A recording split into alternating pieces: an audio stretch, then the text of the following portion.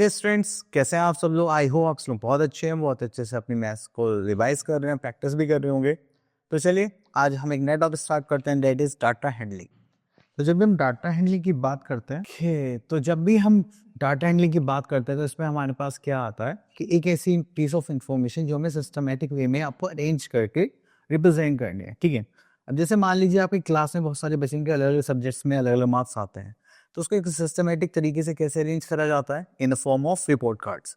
तो report cards की form में देखो हर बच्चे की प्रॉपर शेड्यूल होता है, मार्क्स होते हैं, उनके परसेंटेजेस होते हैं, तो वो भी क्या है हमारा डाटा हैंडलिंग है, मतलब डाटा को एक अच्छे तरीके से रिप्रेजेंट करना। तो यहाँ पर आ जाते हैं डाटा हैंडलिंग पर। तो डाटा हैंडलिंग में सबसे पहले आता है हमारे पास टैली चार्ट्स। टैली चार्ट्स की अभी हम बात करेंगे तो यहाँ पर हमें देखना है कि हमारे पास जो चार्ट है उसको हम बार्स की फॉर्म में शो करते हैं, ठीक है। जस्ट लाइक देखिए यहाँ पर केक है, केक को हमें रिप्रेजेंट करना है 5 टाइम्स, तो हम क्या करते हैं 1 2 3 4 5 ऐसे क्रॉस कर देते हैं, तो ये क्या हो जाता है 5। तो ये हमारी बार्स हैं जिसकी वजह से हम शो करते हैं। मुझे ऐसा लगता है कि जब पहले के टाइम में, बहुत पहले जब नंबर्स नहीं हुआ करते थे, तो आपने मूवीज में भी देखा होगा, लोग क्या करते थे ऐसे डेज काउंट करते थे 1 2 3 4 5 1 2 3 4 5, ठीक है, जस्ट फॉर रिमेम्बरेंस के तौर पर। तो ये ऐसी हमारा टेली मार्क्स है। सो ठीक है, तो इस टेली चार्ट को हम ऐसे रिप्रेजेंट करेंगे। हाँ ओके, तो यहाँ पर आ गई हमारे पास skill exercise 1.1 and put the tally marks in the blank places against the number. Okay, तो यहाँ पर हमें 1 2 3 4, तो 4 के लिए हम क्या करेंगे 1 2 3 4 5 6। चलिए, तो अब उसके बाद आ जाए हमारे पास 1 2 3 4 5 6 7। देन 8 के लिए क्या करेंगे 1 2 3 4 5 6 7 8, ठीक है, एंड सो ऑन।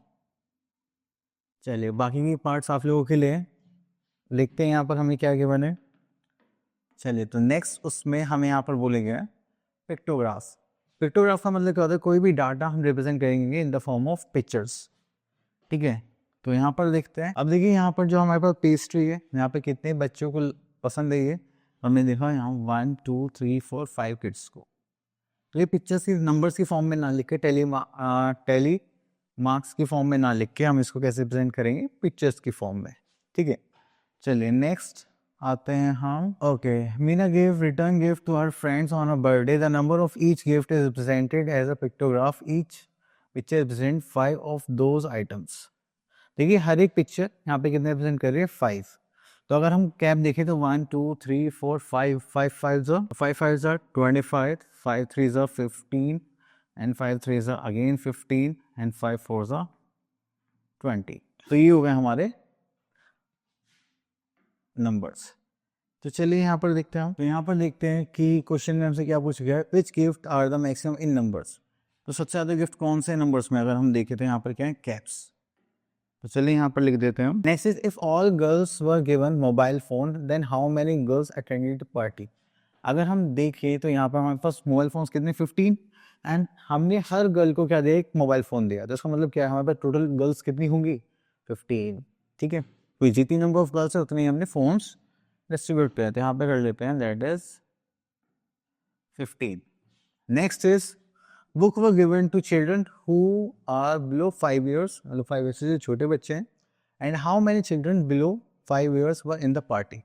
अब देखो बुक्स कितनी है हमारे पास, दैट इज 20, एंड सारी बुक्स हमने छोटे बच्चों को दिए बिलो 5 ईयर्स, तो हमारे पास वो चिल्ड्रन भी कितने होंगे 20 होंगे, ठीक है। चलिए तो यहाँ पर लिख लेते हैं 20 चिल्ड्रन, ठीक है। तो इसी टाइप से आपको बाकी के भी क्वेश्चंस भी सॉल्व करने हैं, एंड आई होप आप लोगों को ये कॉन्सेप्ट क्लियर हो गया होगा। तो चलिए आप लोग इसकी प्रैक्टिस करते रहिए एंड मिलते हैं नेक्स्ट वीडियो में, तब तक के लिए ऑल द बेस्ट।